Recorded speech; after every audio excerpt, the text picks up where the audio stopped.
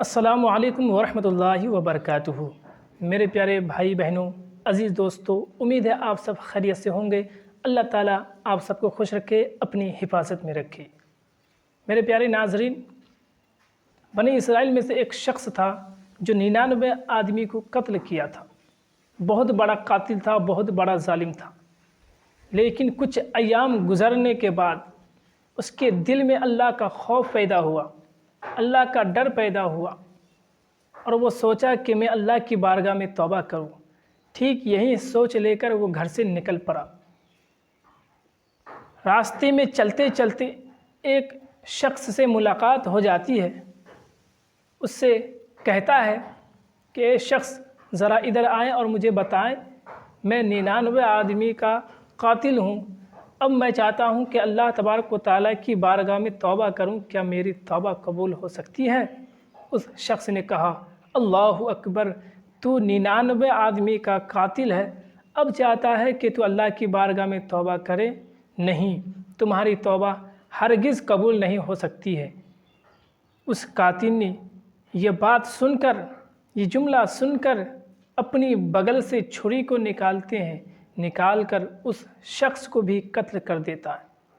اب وہ شخص 100 آدمی کا قاتل ہو گیا۔ اسی طرح کچھ ایام گزرنے کے بعد پھر اس کے دل میں اللہ کا خوف پیدا ہوا، اللہ کا ڈر پیدا ہوا کہ میں اللہ کی بارگاہ میں توبہ کروں اور اللہ کے نیک بندوں میں شمار ہو جاؤں۔ یہی سوچ کر گھر سے نکل پڑا۔ ایک شخص سے ملاقات ہو جاتی ہے، اس سے وہی سوال و جواب کرتے ہیں۔ اس شخص نے کہا کہ ہاں، ایک فلاں گاؤں میں ایک عالم دین ہے، ان کے پاس چلا جا، ہو سکے کہ وہ تمہیں توبہ کرنے کا طریقہ بتائے اور تو توبہ کر لے اور تمہاری توبہ اللہ کی بارگاہ میں قبول ہو جائے۔ پیارے ناظرین، یہی سوچ، یہی فکر لے کر ابھی ارادہ ہی کیا تھا دل سے کہ اس کے جسم سے اس کی روح نکل جاتی ہے۔ اب دیکھیے، رحمت کے فرشتے آ گئے روح کو لینے، پھر عذاب کے فرشتے آ گئے روح کو لینے۔ اب دونوں میں اختلاف ہو گیا۔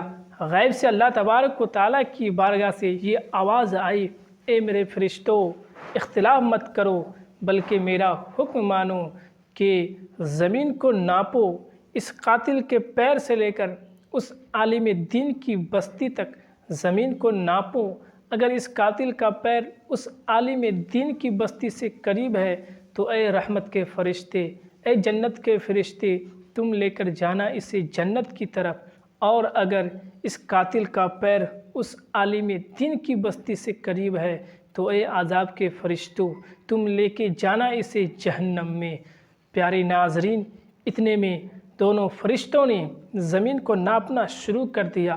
جب زمین کو ناپنا شروع کیا تو اللہ تبارک و تعالیٰ زمین سے فرماتا ہے، اے زمین، میں جانتا ہوں صحیح یہ بہت بڑا قاتل ہے، یہ بہت بڑا ظالم ہے۔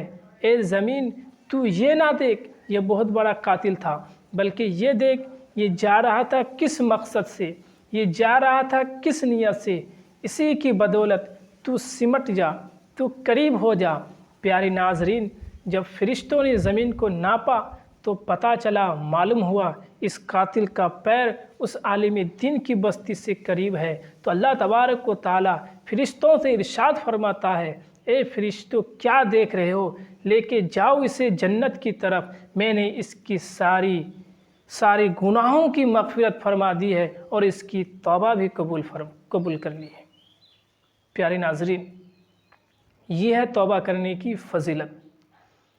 جب وہ بنی اسرائیل میں سے تھا، 100 آدمی کا قاتل تھا، ابھی توبہ کیا ہی نہیں، صرف اور صرف توبہ کی نیت سے ایک عالم دین کے پاس جا رہا تھا، اس کے جسم سے روح نکل گئی، تو اللہ تبارک و تعالیٰ اس کی مغفرت کر سکتا ہے۔ تو ہم